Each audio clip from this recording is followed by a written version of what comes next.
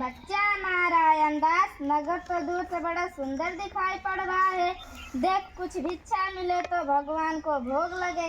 गुरुजी महाराज, नगर तो बहुत ही सुंदर है, पर भिक्षा सुंदर मिले तो बड़ा आनंद हो। बच्चा गोवर्धन दास, तू पश्चिम की ओर जा, नारायण दास पूर्व की ओर जाएगा। चलो ठीक, दोनों लोग जाते हैं। गोवर्धन दास कुंजड़िन के पास जाएंगे। भाजी क्या भाव है? क्यों भाजी क्या भाव है? बाबा जी टके सेर। वाह वाह, बड़ा आनंद है। यहाँ टके सेर। हलवाई के पास जा रही हैं।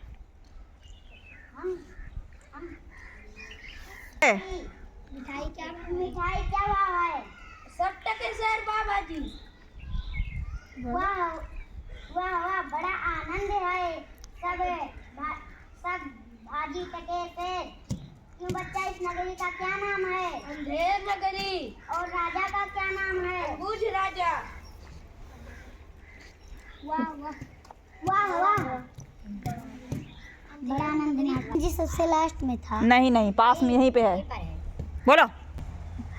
वाह वाह, अंधेर नगरी, अनबूझ राजा, टके सेर भाजी, टके सेर खाजा।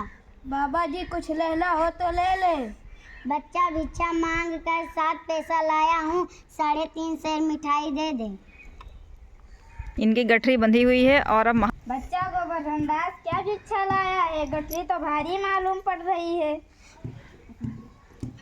गुरुजी महाराज, भिक्षा मांग कर 7 पैसा लाया हूँ, उसी 3.5 सेर मिठाई मोल ली है। बच्चा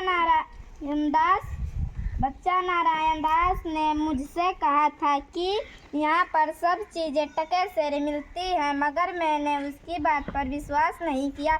अच्छा बच्चा, यह कौन सी नगरी है और इसका राजा कौन है जहाँ पर सब चीज़ें टके सेर मिलती हैं? अंधेर नगरी, अनबूझ राजा, टके सेर भाजी, टके सेर खाजा। तो बच्चा, ऐसी नगरी में रहना उचित नहीं है जहाँ पर सब चीज़ें टके सेर भाजी और टके सेर खाजा बिकता है। मैं तो यहाँ पर एक क्षण भी नहीं रहूँगा। गुरुजी, मैं इस नगरी को छोड़कर नहीं जाऊँगा। दिन भर मांगो तो भी पेट नहीं भरता, मैं तो यहीं रहूँगा। देख मेरी बात मान, वरना पीछे पछताएगा। मैं तो जाता हूँ, मगर इतना कह जाता हूँ कि जब कभी संकट पड़े तो जरूर याद करना। दुहाई महाराज, दुहाई। कौन चिल्लाता है? उसे पकड़ कर लाओ। फिर बोलो। बनने की दीवार मेरी बकरी के ऊपर गिर गई, सो मेरी बकरी उसके नीचे दब गई। न्याय हो।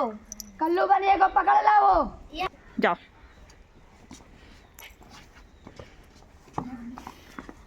क्यों रे कल्लू बनिए, इसकी बकरी कैसे मर गई? महाराज, मेरा कुछ दोस्त नहीं, कारीगर ने ऐसा दीवार बनाया था कि वो गिर पड़ी।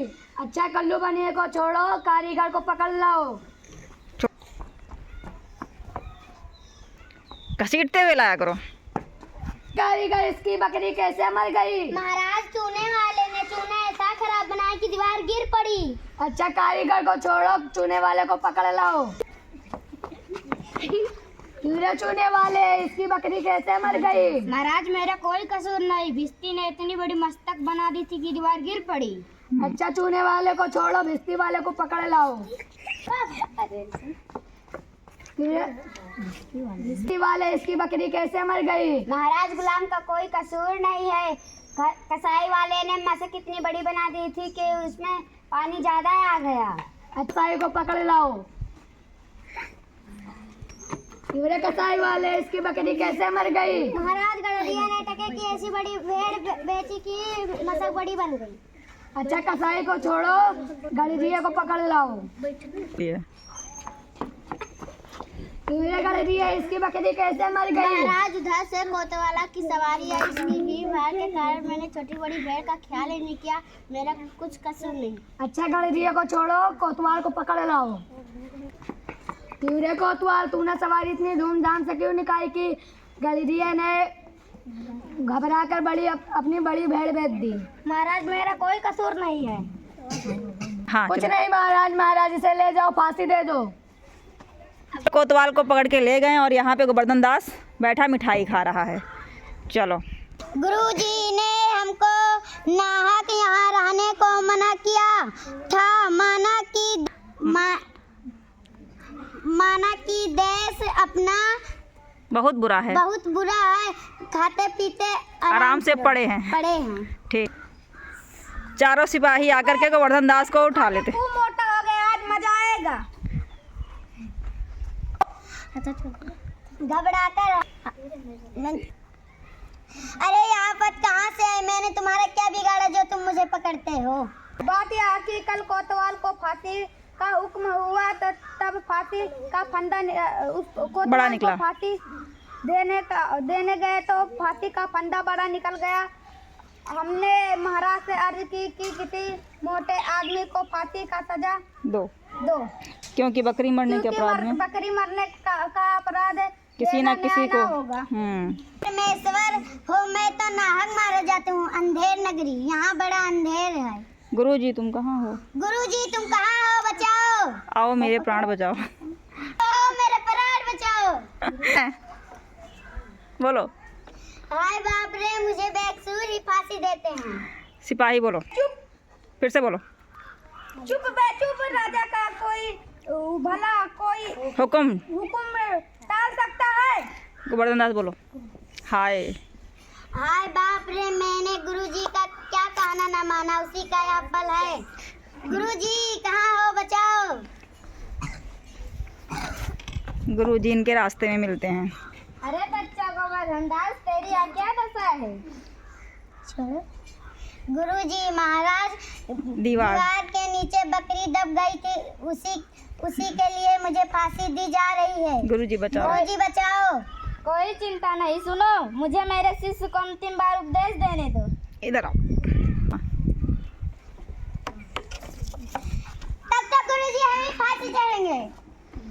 बूढ़े हैं, हमको चढ़ने दो। सिपाही आपस में बात कर रहे हैं। यहाँ सब क्या गोलमाल है? गुरुजी चेला चेला कह रहा है मैं फांसी चढ़ूंगा, गुरु कह रहा है मैं फांसी चढ़ूंगा। कुछ समझ में नहीं आ रहा है। तुम नहीं बोलोगे। बाबा जी आप लोग फांसी चढ़ना चाहते हैं? राजा, इस समय ऐसी शुभ घड़ी है, जो मरेगा सीधा स्वर्ग जाएगा। मंत्री अब तो हम भी फांसी चढ़ेंगे। नहीं, हमको हुक्म है, हम फांसी चढ़ेंगे। हाँ, कोतवाल हम लोग कहेंगे हमारे वजह से तो दीवार गिरी है। राजा के फिर से हाँ। चुप रहो सभी लोग। राजा के जीते जी कौन स्वर्ग जा सकता है? मुझे फांसी चढ़ाओ, जल्दी जल्दी करो। सब लोग इनको ले जाओ पकड़ के।